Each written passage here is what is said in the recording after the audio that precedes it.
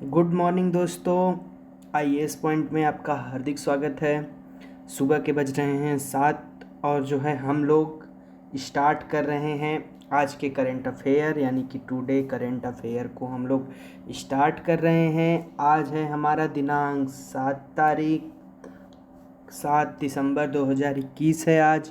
और आज के जो भी इम्पोर्टेंट करंट अफेयर्स होंगे वो हम लोग जो है जो कल दिन में हुए थे, अब आज जो होंगे वो मैं आपको कल की वीडियो में बताऊंगा। तो आज जो हैं वो हम लोग कल के डेली न्यूज़ जो कल दिन भर में हुए थे, जो आपकी एग्ज़ाम से संबंधित पॉइंट्स थे उसको मैंने उठाया है और अच्छे से उस पॉइंट्स को हम लोग इस वीडियो में एनालाइज करेंगे।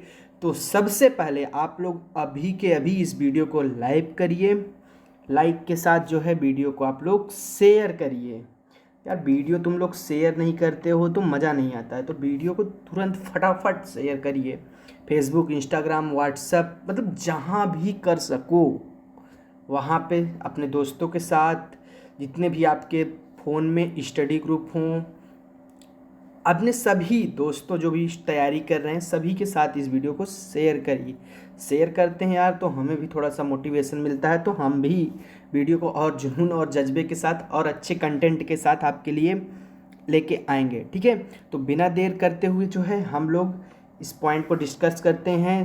तो कुछ पॉइंट्स जो है मैं न्यूज़ से इम्पोर्टेंट जो चीज़ें रहती है द हिंदू के उसको पिकअप करता हूँ। बाकी और सारी चीज़ें द हिंदू की क्लास जो शशांक सर लेके आते हैं, अभी थोड़ी देर में आ जाएगी द हिंदू की क्लास। तो आप लोग उस चीज़ों को द हिंदू एनालिसिस अगर करना चाहते हैं द हिंदू न्यूज़पेपर, तो आप लोगों को जो है अभी क्लास थोड़ी देर में आ जाएगी, तो आप लोग उस चीज़ों को अच्छे से एनालाइज कर सकते हैं। ठीक है ना, तो इस चीज़ को आप लोग ध्यान रखिएगा। तो चलिए हम आज की क्लास को स्टार्ट करते हैं बिना देर किए हुए।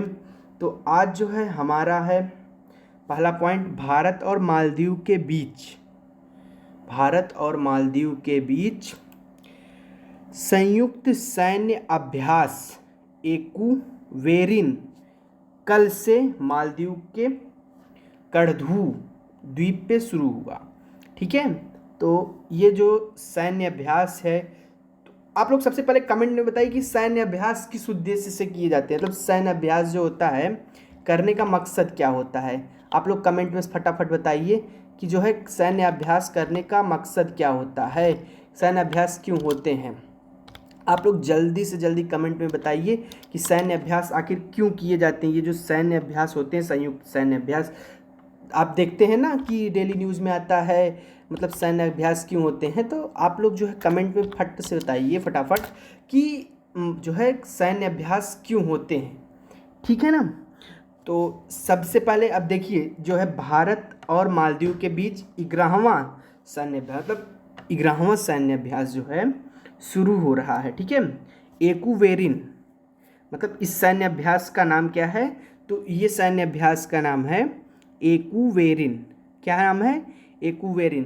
तो आपके लिए भी यहाँ से एक प्रश्न बन सकता है एग्जाम में कि जो है 11वां सैन्य अभ्यास जो था भारत और मालदीव का, वो उसका नाम क्या था। ठीक है, तो उसका नाम क्या था, तो उसका नाम था एक्वेरिन।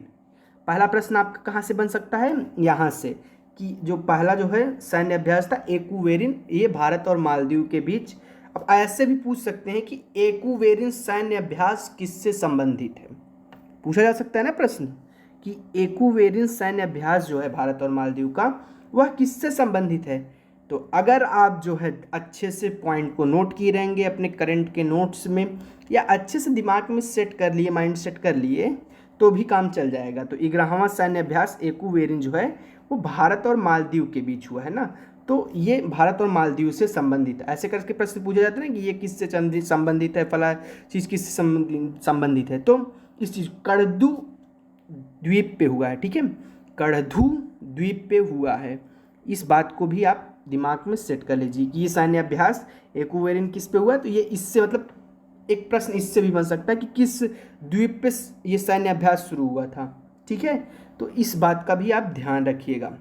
ठीक है ना, इससे दोनों सेनाओं के बीच जो है सीमा पार की संचालन, आतंकी गतिविधियों का सैन्य अभ्यास करेंगे तो वो आपसी में शेयर करेंगे और सारी चीज़ों, सैन्य अभ्यास जिस तरह से होता है उनकी ताकत के मतलब उनको कुछ चीज़ों के बारे में बताया जाएगा, वो उन्हें कुछ चीज़ों के बारे में। तो आतंकी गतिविधियों को पता लगाने और आतंकरोधी अभियानों में तालमेल बढ़ाने में मदद मिलेगी। मतलब जो कि आतंकवादी लोग घुसपैठ करते हैं और तरह तरह की चीज़ें करते हैं, तो इस सैन्य अभ्यास से जो है मतलब मदद मिलेगी रोकथाम करने के लिए आतंकरोधी अभियानों में, जो आतंकवादी घुसपैठ करते हैं और चीज़ें करते हैं, तो इससे जो है इस सैन्य अभ्यास से रोकने में मदद मिलेगी। ठीक है, इससे दोनों देश को सर्वोच्चतम सैन्य गतिविधियों का अनुभव साझा कर सकेंगे। अभी मैंने बताया ना आपको कि मतलब एक अपना अनुभव वो उनसे शेयर करेंगे, वो अपना अनुभव मतलब साझा करेंगे दोनों लोग अनुभव अपना। तो मतलब जो भाई आपको ही मैं ये चीज़ अपना ज्ञान दे रहा हूँ, ये ज्ञान दे रहा हूँ, आपके साथ साझा कर रहा हूँ, तो आपको कुछ चीज़ें पता चल रही है ना।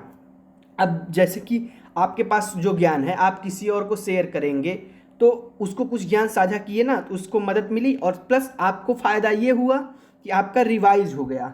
कोई भी चीज़ अगर आप किसी को बताते हैं तो वो आपका रिवीजन होता है। ठीक है, तो कोई भी चीज़ शेयर करने से आपका घाटा नहीं होता है, ये चीज़ ध्यान रखिएगा। किसी को कोई चीज़ मतलब अब जो ज्ञान ज्ञान एक ऐसा वो है कि ज्ञान देने से बढ़ता है। ठीक है, तो इससे किसी का घाटा नहीं होने वाला, तो ज्ञान हमेशा शेयर करते रहिएगा। ठीक है, संयुक्त सैन्य अभ्यासों में रक्षा सहयोग द्विपक्षीय संबंधों को बढ़ाने के लिए सांस्कृतिक और खेल गतिविधियों भी शामिल होंगी। मतलब जो सांस्कृतिक खेल और गतिविधियां होती हैं वो भी जो है इसमें शामिल होंगी। रक्षा मंत्रालय, अच्छा रक्षा मंत्रालय का नाम आया है, भारत के रक्षा मंत्रालय का नाम आया है। तो आपको बता देता हूँ भारत के रक्षा मंत्री जो हैं कौन है, आपको तो पता होगा, मैं बता दे रहा हूँ। भारत के रक्षा मंत्री जो हैं माननीय श्री राजनाथ सिंह जी हैं। ठीक है, तो अपने देश के रक्षा मंत्री जो हैं राजनाथ सिंह जी हैं। रक्षा मंत्रालय ने कहा है कि सैन्य अभ्यास से हिंद महासागर क्षेत्र में उभरते सुरक्षा आयामों के बीच मालदीव के साथ भारत की रक्षा संबंध मजबूत होंगे। अब यह सैन्य अभ्यास जो है कब तक चलेंगे, तो यह सैन्य अभ्यास इस महीने के 19 तारीख तक चलेंगे। मतलब कि कल से यह शुरू हुआ है और 19 तारीख यानी 19 दिसंबर 2021 तक यह सैन्य अभ्यास चलेगा। इस सैन्य अभ्यास का नाम क्या है, इस सैन्य अभ्यास का नाम है एकूवेरिन। ठीक है, इस सैन्य अभ्यास का नाम है एकूवेरिन। ये कौन सा सैन्य अभ्यास है, 11वां सैन्य अभ्यास है। भारत और मालदीव का कौन सा सैन्य अभ्यास है, 11वां सैन्य अभ्यास है। कौन जो है एकूवेरिन सैन्य अभ्यास किस दो देशों से संबंधित है, तो एकूवेरिन सैन्य अभ्यास जो है भारत और मालदीव से संबंधित है। ठीक, और फिर आपका बनता है एकूवेरिन सैन्य अभ्यास भारत और मालदीव का कौन सा सैन्य अभ्यास था, तो भारत और मालदीव का 11वां सैन्य अभ्यास था। ठीक है, यह कहाँ पे शुरू किया गया था, तो यह शुरू किया गया था करदू द्वीप पे। ठीक है, इस बात को आप लोग यहाँ से इतने प्रश्न बन जाएंगे। ठीक है, इस बात को आप सारे पॉइंट्स को रट लीजिए या नोट कर लीजिए। ठीक है, तो फटाफट आप लोग वीडियो को यार शेयर करो, जल्दी से जल्दी अपने दोस्तों तक शेयर करो। ठीक है ना, जब शेयर करते हो तो मुझे भी मज़ा आता है। ठीक है, हमारा नेक्स्ट क्वेश्चन है, अर्जेंटीना ने जूनियर हॉकी विश्व कप का खिताब जीत लिया है। कौन, अर्जेंटीना ने जो है जूनियर हॉकी विश्व कप का खिताब जीत लिया है। अब जो है अर्जेंटीना ने जूनियर हॉकी विश्व कप का खिताब जीत लिया है भुवनेश्वर में। भुवनेश्वर किसकी राजधानी, आप लोग कमेंट में जल्दी से बताइए, भुवनेश्वर किसकी राजधानी है, आप लोग कमेंट में जल्द से जल्द बताइए। भुवनेश्वर में जो है कल फाइनल में अर्जेंटीना ने जर्मनी को 4-2 से पराजित किया। मतलब ये जो फाइनल हो रहा था ये किसके बीच हो रहा था, तो हॉकी विश्व कप का खिताब। अब देख लीजिए यह चीज़ समझ में। अब हॉकी विश्व कप का खिताब किसने जीता, तो हॉकी विश्व कप का खिताब अर्जेंटीना। स्पोर्ट्स से संबंधित बहुत से प्रश्न एग्जाम में पूछे जाते हैं। ठीक है, इस बात का आप लोग ध्यान रखिएगा, स्पोर्ट्स से संबंधित बहुत से प्रश्न एग्जाम में पूछे जाते हैं। तो ये किसने जीता, अर्जेंटीना ने जीता है। किसको हरा के, जर्मनी को हरा के, यानी कि उपविजेता कौन हुआ, जर्मनी हुआ। ठीक है, विश्व कप का विजेता जो है, हॉकी विश्व कप का विजेता अर्जेंटीना, उपविजेता जर्मनी। ठीक है, 4-2 से हरा के अर्जेंटीना जीता है। ठीक है, अर्जेंटीना के लाटरो डोमिनी ने हैट्रिक लगाई। मतलब कि अगर ये चीज़ पूछा हैट्रिक किसने लगाई, तो लाटारो डोमिनी। ठीक है, क्या नाम है इनका, लाटारो डोमिनी ने हैट्रिक लगाई। एगोस्तिनी ने अर्जेंटीना के लिए चौथा अंतिम गोल दागा। मतलब कि जो अंतिम गोल था वो इन्होंने दागा। ठीक है, ये चीज़ें उतना इंपॉर्टेंट नहीं होती, इन सब चीज़ों से प्रश्न नहीं बन सकता आपका, स्पोर्ट से संबंधित इतना डीपली प्रश्न नहीं पूछा जाता है एग्जाम में, लेकिन हाँ ये चीज़ें पूछे जा सकते हैं। ठीक है, ये चीज़ें आपसे पूछी जा सकती हैं, लेकिन मैं डीपली इतना भी कॉन्फिडेंस से जो कह रहा हूँ कहना नहीं चाहिए, क्योंकि अभी जो RO का पेपर था यूपी में जो है, तो इसमें मतलब अजीब टाइप के, मतलब इतने टफ GS के क्वेश्चन पूछे गए थे, कुछ पूछिए मत। तो इससे कुछ भी नहीं कहा सकता। ठीक है, तो किसने जीता? अर्जेंटीना जीता। अब जो है इससे पहले फ्रांस मेजबान था, मतलब कि फ्रांस ने मेजबान भारत को 2-3-1 हार से, मतलब 3-1 से हराकर कांस्य पदक जीता। अब देखो मेजबान भारत, मतलब कि हॉकी विश्व कप जो हुआ है इसकी मेज़बानी किसने की है? तो इसकी मेज़बानी किया है भारत ने। इस बात को आप लोग ध्यान रख लीजिए, ये इंपॉर्टेंट है आपके लिए कि जो इसकी मेज़बानी, हॉकी विश्व कप की मेज़बानी जो है इस बार की किसने की है? तो वो की है जो है भारत ने। हाँ, एक चीज़ और आपका इससे प्रश्न बन सकता है, इंडिया से प्रश्न पूछ लिए जाएंगे ना। तो भारत को कौन सा पदक मिला था हॉकी विश्व कप में? तो वो भारत को मिला था कांस्य पदक। ठीक है, इस बात का भी आपको ध्यान रखना है, भारत को कौन सा पदक मिला था? भारत को मिला था कांस्य पदक। ये इंपॉर्टेंट आपके लिए हो जाता है। ठीक है, भारत को फ्रांस ने जो है कांस्य पदक मतलब भारत को मिला था। अब फ्रांस के कप्तान टिमोथी क्लेमेंट ने 26वें, 24वें और 47वें मिनट में पेनल्टी कॉर्नर के जरिए गोल पर हैट्रिक लगाई। फ्रांस ने उद्घाटन मैच में भी भारत को 5-4 से हराया था, मतलब जो उद्घाटन मैच हुआ था फ्रांस ने भारत को उसमें भी हराया था। ठीक है, तो ये चीज़ें मतलब उतना इंपॉर्टेंट नहीं, तो आपका इससे प्रश्न बनेगा मेजबान जो है कौन था? तो मेजबान था भारत। ठीक, किसने फाइनल जीता है? अर्जेंटीना ने। अर्जेंटीना किसको हराया? जर्मनी को। तो यानी कि उप विजेता कौन हुआ? जर्मनी हुआ। ठीक है, फाइनल कहाँ पे हुआ था? भुवनेश्वर में हुआ था। आप लोग कमेंट में बताइए जल्दी से कि भुवनेश्वर किसकी राजधानी है। ठीक, अब बढ़ते हैं हम आगे अपने अगले प्रश्न की तरफ।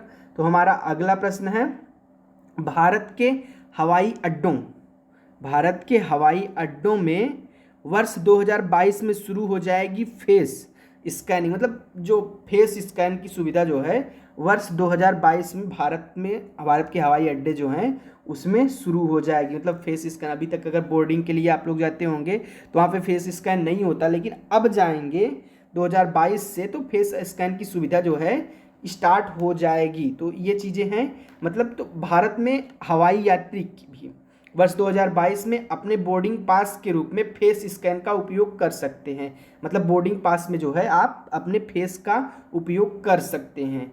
तो भारत में जो है यह सुविधा शुरू करने वाले पहले हवाई अड्डे होंगे जो है पुणे होगा पहला हवाई अड्डा, कोलकाता होगा, वाराणसी होगा और विजयवाड़ा होगा। ठीक है, इन हवाई अड्डों पे सबसे पहले शुरू होगा। ठीक है, तो ये चीज़ें हैं। अब भारत के हवाई यात्री भी वर्ष 2022 में अपने बोर्डिंग पास के रूप में फेस स्कैन का उपयोग कर सकते हैं। भारत में यह सुविधा शुरू करने के लिए जो है इतने पहले हवाई अड्डे होंगे। ठीक है, अभी मैंने इस चीज़ को बताया गलती से बाय मिस्टेक, शायद ये चीज़ें 2 बार टाइप हो गई हैं, कॉपी पेस्ट मतलब हो गया 2 बार, कोई इशू नहीं है। तो अब देखिए ये इसके बारे में जो योजना शुरू की गई है फेस रिकग्निशन स्कैनिंग की, ये इसके बारे में थोड़ा सा आप जान लीजिए। इस परियोजना को लागू करने के लिए भारतीय विमानपत्तन प्राधिकरण द्वारा कॉरपोरेशन प्राइवेट लिमिटेड को चुना गया है। किसको चुना गया है? तो corporation NEC corporation private limited को चुना गया है। इसके लिए मतलब ये जो काम करेगा वो किसके द्वारा किया जाएगा? NEC प्राइवेट कॉरपोरेशन लिमिटेड के द्वारा। तो अभी एक प्रश्न आपको जो है बताना है कमेंट में कि एयरलाइंस को किस कंपनी ने खरीदा है। ठीक है, ये चीज़ आपको बताना, और ये लगभग मैं अनुमान लगाता हूँ कि ये 95% स्टूडेंट को इसके बारे में पता होगा। ठीक है, अब जो है इस फेस रिकग्निशन टाटा का विवरण DG यात्रा सेंट्रल इकोसिस्टम में संग्रहित किया जाना है। किस में संग्रहित किया जाना है? DG यात्रा सेंट्रल इकोसिस्टम में संग्रहित किया जाना है। मतलब ये जो डेटा होगा वो किस में संग्रहित किया जाएगा? तो ये संग्रहित किया जाएगा सेंट्रल डीजी यात्रा सेंट्रल इकोसिस्टम में संग्रहित किया जाएगा। ठीक है, अगर आप लोग अभी तक हमारे आईएएस पॉइंट के व्हाट्सएप ग्रुप में नहीं जुड़े तो अभी वीडियो को पॉज करके दिए गए नंबर पे मैसेज करके आप लोग हेलो आईएएस पॉइंट लिखेंगे, आपको ग्रुप में जोड़ दिया जाएगा आईएएस पॉइंट का। ठीक है, तो अब हम बात करते हैं आगे। इस सेवा का लाभ उठाने के लिए यात्री को मोबाइल एप्लीकेशन के माध्यम से प्रस्थान भेजने वाले हवाई अड्डे बायोमेट्रिक बोर्डिंग सिस्टम पर पीएनआर पैक्स विवरण और चेहरे बायोमेट्रिक भेजनी होगी। मतलब कि जो जहाँ से ये जाएंगे एप्लीकेशन के माध्यम से जो है प्रस्थान करने वाले हवाई अड्डे को बोर्डिंग सिस्टम जो है चेहरे को बायोमेट्रिक भेजनी होगी। प्रत्येक यात्री सेवा का विकल्प नहीं चुनने का विकल्प भी चुन सकते हैं। मतलब कि जो यात्री होंगे वो सेवा का विकल्प नहीं चुनने का भी विकल्प चुन सकते। जैसे आपकी इच्छा हुई कि आप नहीं चुनना चाहते हैं तो आप नहीं भैया मुझे नहीं करवाना है, फेस स्कैनिंग नहीं करवाना है, तो आप नहीं करवा सकते। ठीक है, मतलब कोई अभी प्रेशर नहीं दिया जाएगा, नहीं बिना करवाए आपको यात्रा नहीं करने दिया जाएगा, ऐसा कुछ भी नहीं रहेगा अभी। ठीक है ना। National institute of standard and technology द्वारा डिजाइन किए गए इस सॉफ्टवेयर का उपयोग करके चेहरे की पहचानी जाएगी, मतलब चेहरा पहचान की जानी है। ठीक है, इस टेक्नोलॉजी के जरिए, इस टेक्नोलॉजी का यही उद्देश्य रहेगा कि मतलब आपका चेहरा जो है आप पहचान की जानी है। ठीक है, अब बात करते हैं हम नेक्स्ट क्वेश्चन की तरफ अपने। हमारा नेक्स्ट पॉइंट है, भारत ने 6 लाख AK जो है 6 लाख AK-203 असॉल्ट राइफल की खरीद के लिए रूस के साथ किया है समझौता। अभी रूस के जो है क्या राष्ट्रपति, हाँ राष्ट्रपति व्लादिमीर पुतिन भी जो है भारत में आए हुए हैं। तो जो है अभी मतलब समझौता हुआ है। भारत ने इंडो रसिया राइफल प्राइवेट लिमिटेड, ये कहाँ पे है तो इंडो रसिया राइफल प्राइवेट लिमिटेड शायद उत्तर प्रदेश के अमेठी में है। ठीक है, के जरिए 6 लाख से अधिक AK-203 असॉल्ट राइफल की खरीद के लिए रूस के साथ 5100 करोड़ का समझौता किया है। रक्षा मंत्री राजनाथ सिंह और उनके रक्षा मंत्री तो रूस के रक्षा मंत्री जो हैं सरगेई शोइगु ने इस समझौते पर हस्ताक्षर किया है। इसके अलावा दोनों देशों के बीच 2021 से 2031 तक सैन्य तकनीकी का सहयोग को लेकर समझौता हुआ। मतलब कि जो सैन्य तकनीकी हैं ये 2021 से 2031 तक मतलब 10 साल के लिए इसके तक सैन्य तकनीकी को लेकर भी जो है समझौता हुआ है। ठीक है, तो मतलब इम्पॉर्टेंट आपके लिए यहाँ पे हो जाता है कितने का समझौता हुआ है, तो 6 लाख से अधिक AK-247 असॉल्ट के लिए समझौता हुआ है भारत और रूस के बीच। ये कंपनी कहाँ स्थित है, भारत रसिया राइफल प्राइवेट लिमिटेड। तो ये जो है भारत ने इंडो रसिया प्राइवेट लिमिटेड जो है स्थित है उत्तर प्रदेश के अमेठी में। ठीक, अब बात करते हैं नेक्स्ट पॉइंट की तरफ। हमारा नेक्स्ट पॉइंट है भारतीय राष्ट्रीय न्यायिक अवसंरचना प्राधिकरण। ठीक है, इसके बारे में हम लोग देखते हैं। हाल ही में जो है मुख्य न्यायाधीश द्वारा भारतीय न्यायिक अवसंरचना प्राधिकरण का निर्माण का प्रस्ताव रखा गया। ठीक है, मतलब कि जो राष्ट्रीय न्यायिक संरचना अवसंरचना प्राधिकरण है इसके निर्माण का प्रस्ताव रखा, किसके द्वारा रखा गया है, चीफ जस्टिस के द्वारा। अपने देश के चीफ जस्टिस का क्या नाम है, आप लोग कमेंट बॉक्स में बताइए कि अपने देश के भारत के चीफ जस्टिस का क्या नाम है, CJI का क्या नाम है, आप लोग कमेंट में जल्दी से बताइए। ठीक है ना। तो राष्ट्रीय न्यायिक अवसंरचना प्राधिकरण के बारे में हम लोग बात करते हैं, राष्ट्रीय न्यायिक अवसंरचना प्राधिकरण के बारे में। तो देखिए प्रस्तावित NJIAI मतलब कि यही जो भी मैंने बताया नेशनल जुडिशियल मतलब इसी के बारे में है। तो एक केंद्रीय एजेंसी के रूप में कार्य करेगा।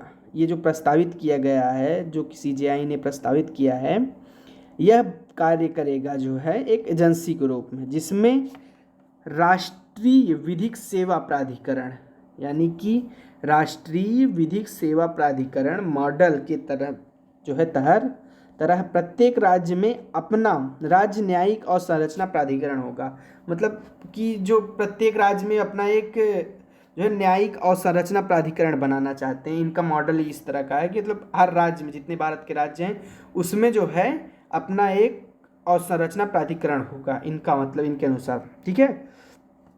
NALSA का गठन समाज के कमजोर वर्गों को मुक्त और समक्ष कानूनी सेवाएं प्रदान करने हेतु राष्ट्रव्यापी नेटवर्क स्थापित करने के लिए किया गया था। मतलब कि जो है इनके द्वारा ये बनेगा, ये गरीब जो हैं। और अभी यार मैं परसों या नरसों मूवी देख रहा था, जय भीम करके मूवी आई है।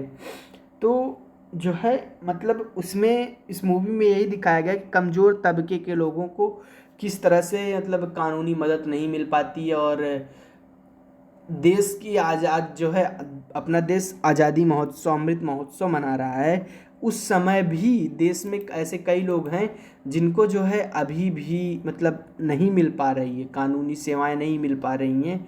तो उन लोगों को जागरूक करने के लिए या फिर नेटवर्क स्थापित करने के लिए जो है इन्होंने एक बहुत अच्छा इनिशिएटिव है जो है CJI का, तो उसके लिए है ये। देश के अधीनस्थ न्यायालयों के बजट और बुनियादी ढांचों का विकास का नियंत्रण NJIAI के अंतर्गत होगा। ठीक है। NALSA जो कानून और न्याय मंत्रालय द्वारा सेवित के विपरीत है। ठीक है ना। तो ये एक मतलब काफ़ी वो चीज़ होता है कि यहाँ पे लोग मतलब अभी भी कानून की सेवा नहीं पाते, तो हमारे लिए बहुत दुर्भाग्यपूर्ण चीज़ें ही हैं ये। ठीक है ना। अब हम बात करते हैं एक इस्सी सानेक नई डायनासोर की प्रजाति। एक इस्सी साने जो है, इस्सी सानेक एक नई डायनासोर की प्रजाति का शोधकर्ताओं ने खोज किया है। ठीक है ना। तो इसके बारे में बात करते हैं। तो शोधकर्ताओं ने जो है 214 मिलियन, मतलब समझ सकते हैं ना, 214 मिलियन वर्ष पूर्व, इमेजिन करिए कितने वर्ष पूर्व होगा। ठीक है। ग्रीनलैंड पर निवास करने वाली पहली डायनासोर की प्रजाति की खोज की है। मतलब जो ग्रीनलैंड पे 214 मिलियन पूर्व ग्रीनलैंड पे जो निवास करने वाली पहली प्रजाति है डायनासोर की प्रजाति, उसकी खोज की है। खोज में क्या है, वर्ष 1994 में हार्वर्ड विश्वविद्यालय के जीवाश्म वैज्ञानिकों को पूर्वी ग्रीनलैंड की खुदाई के दौरान 2 अच्छी तरह से संरक्षित डायनासोर की खोपड़ी का पता लगाया था। मतलब कि जो है 1994 में हार्वर्ड यूनिवर्सिटी के जो है 2 खोपड़ी पूर्वी ग्रीनलैंड में खुदाई के दौरान अच्छी तरह से संरक्षित डायनासोर की खोपड़ी का पता लगाया था। ठीक है। नमूनों में जो है एक मूल रूप से प्लेटोसॉरस प्रजाति से संबंधित माना जाता था, जो जर्मनी, फ्रांस और स्विट्जरलैंड में पाया जाने वाला एक प्रसिद्ध लंबा गर्दन वाला डायनासोर था। ठीक है। ये जो कौन था, लंबा गर्दन वाला एक प्रसिद्ध डायनासोर था। शोधकर्ताओं ने निर्धारित किया यह एक नई प्रजाति है जिसे इस्सी सानेक नाम दिया गया है। ठीक है। इस प्रजाति को क्या नाम दिया गया है, इस्सी सानेक नाम दिया गया है। ठीक है।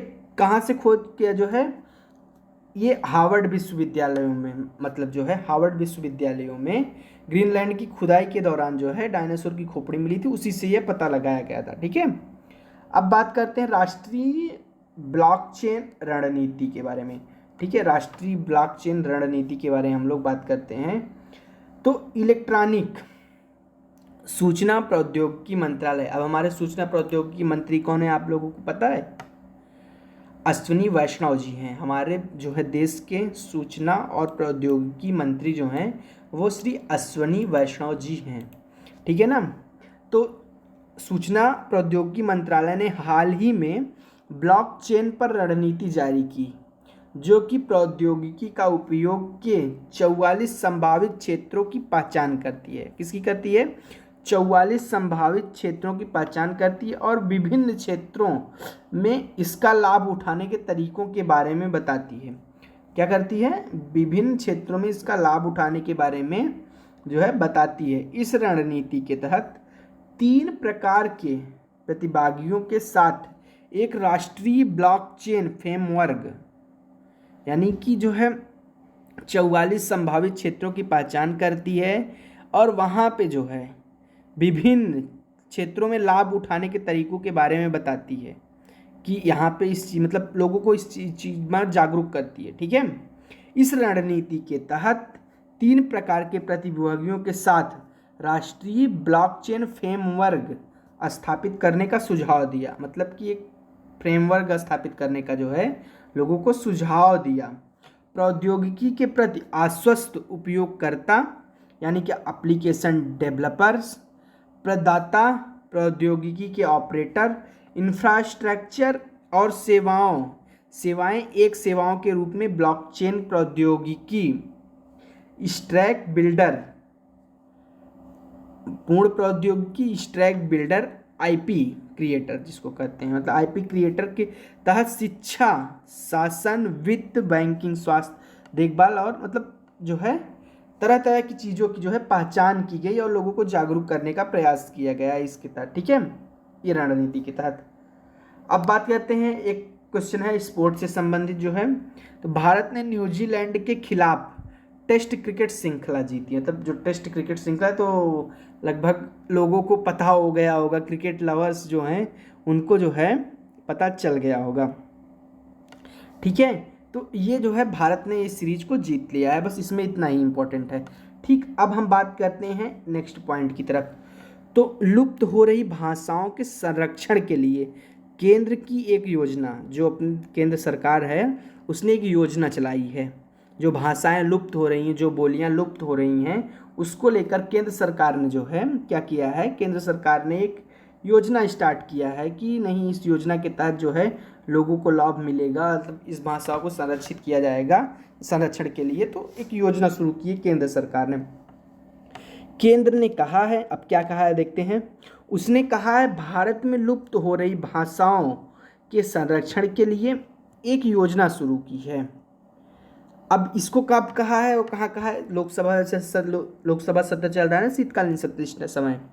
तो लोकसभा में एक लिखित उत्तर में शिक्षा मंत्री धर्मेंद्र प्रधान, अब देखिए एक चीज़ यहाँ पे आपको नई चीज़ मिल गई ना, अपने देश के शिक्षा मंत्री कौन है, तो शिक्षा मंत्री हैं देश के धर्मेंद्र प्रधान। कौन है, धर्मेंद्र प्रधान, नाम इनका याद कर लीजिए, प्रश्न पूछा जा सकता है कि देश के शिक्षा मंत्री कौन है, तो देश के शिक्षा मंत्री धर्मेंद्र प्रधान। क्योंकि आजकल ऐसे मतलब बहुत सारे एग्जाम में देखा जा रहा है ना कि डायरेक्टली प्रश्न पूछे जा रहे हैं और लोग मतलब घुमा फिरा के पढ़ने में इतना ज़्यादा बिजी हो गए कि डायरेक्टली पूछे जाने वाले प्रश्नों पर ध्यान नहीं दे पाते और प्रश्न आपके छूट जाते हैं। तो इस चीज़ का आप लोग ध्यान रखिए। ठीक है, कहा है मैसूर का केंद्रीय भारतीय भाषा संस्थान उन सभी भारतीय भाषाओं के संरक्षण और प्रलेखन का काम कर रहा है जो 10,000 से कम लोगों द्वारा बोली जाती है।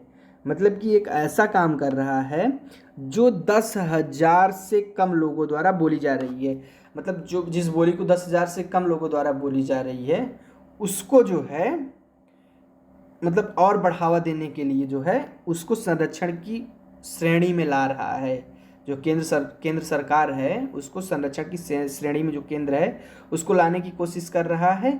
उन्होंने बताया कि इस श्रेणी में 117 भाषाएं शामिल हैं। ठीक है, तो जो है उन्होंने यह भी बताया कि उस भाषाओं में 117 है मतलब भाषाएं शामिल हैं इस श्रेणी में, जो कि 10,000 से कम लोगों द्वारा बोली जाती हैं इस भाषा को।